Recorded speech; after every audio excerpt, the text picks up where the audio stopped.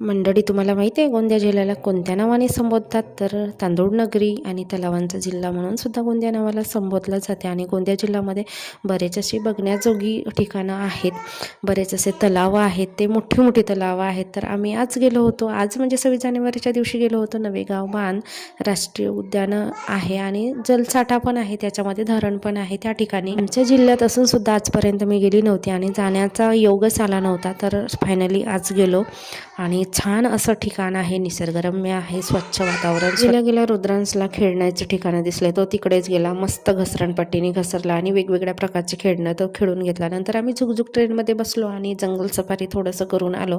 त्याच्यानंतर खायला पण इथे बरंच काही होतं, फक्त पैसा पाहिजे होता आपल्याकडे. तर इथे बघा पाण्याचा फवारा पण आहे, उकडलेल्या पोरी, पिंगर, नड्डे, चणे, वटाणे असे बरेच असे खायचे. इकडे लाल तोंडाचे बंदर आहेत आणि ते आपल्या हातात काही पण असलं खायला ना तर हिसकावून घेतात. तुम्ही कधी आलात